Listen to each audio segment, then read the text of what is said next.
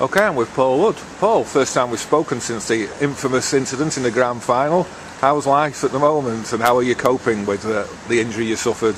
Yeah, I'm all right. Yeah, I'm back to full fitness and back to full training, and it's just good to be around the guys again, and having them to have a bit of banter with, and you do miss it having time off, and once you've had a couple of weeks off and you've recuperated from the season and got over your bumps and bruises, it's always good to get back onto the field and with all your friends and having the banter. Yeah. Well, you're mentioning the banter there. Just how much stick do you get off the other players about losing a testicle in the grand final?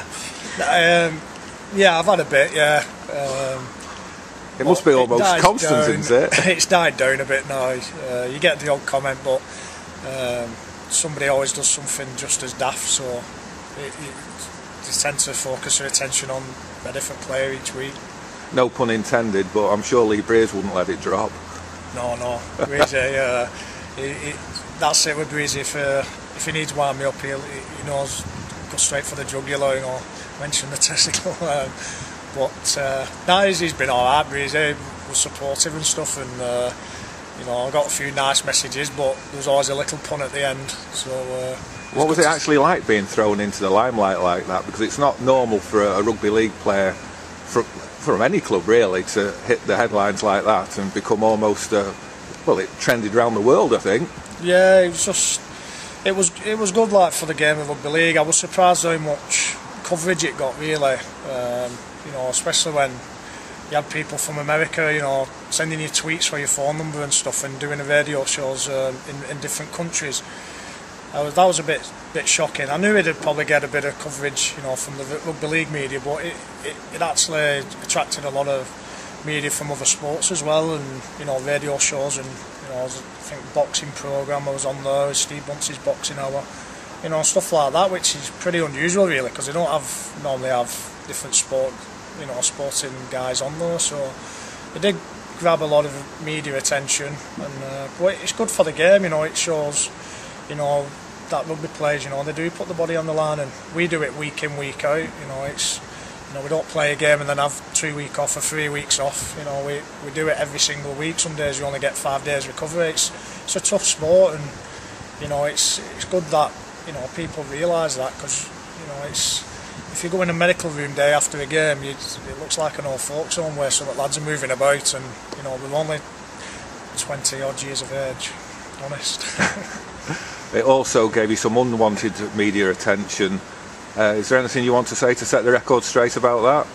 No, not really. I mean, obviously there's been stuff in paper, some's been true and some's not been true, and the people who are close to me, they know the truth behind the story, and a lot of things got exaggerated, and some things were said that weren't true, and I don't know how they got away with that, but like I say, the people that matter to me and that are close to me, they know the truth behind the story, and that's it really. It's I don't want to broadcast my life to anybody else.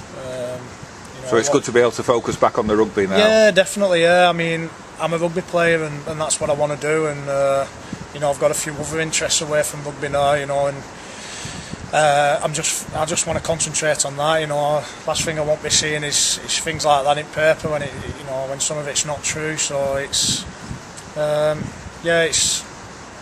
it's good to get back on concentrating on the rugby. That's my main passion, and I've loved it since I was started playing at 10 years of age. So it is good to be back, and I just can't wait for the season to start now. Now you're in your last season of contract. Yeah. Obviously you'd look to extend that if you could. Yeah, definitely. In all honesty, I'd probably only do another 2 years playing now, and that'll take me to I'm about 33. So I think if I do get past that, it's a bonus. But I think I've set myself probably 2 more years of playing this year, and maybe another year. And I'd love to finish my contract at Warrington, my career. I think my next game's my 300th game for Warrington, which big achievement really. I think something I can be proud of, and to do it for one club, and I'd like to stay here, but we'll just see. I've got to perform on the field, and for me, I think because I've set myself a goal, maybe doing another 2 years, it's probably going to be you know, I know now that it's coming to the end, and hopefully I can have, you know, I can go out on a high and, you know, sign another deal here. And has the injury affected the way that you'll play the game? No, it's not affected the way I play it. I think it affected, you know, to be honest, after the injury I was concerned whether I'd be able to play on, and I was thinking about, you know, whether calling it a day and stuff. But once I got the game under my belt at Boxing Day against Widnes, I knew that, you know, I still wanted play and stuff. It's, you know, getting injured as a player, it's the injuries itself are not, you know, you can always recover from injuries, but it's the mental side, and, you know, being away from the lads and doing your own training, you know, and you're sort of on your own, and it's not a good place to be when you want to be on the field. You know, no one likes being injured and sat in the stands, or, you know, being in a rehab room, and that's the hardest part about being injured. So I didn't know whether I could go through that again, and I'm hoping that, you know, touch wood, I have injury free a year, and I can get another 12 months deal on the table. Okay, Paul, well, thank you for your time and good luck for the season ahead. Cheers.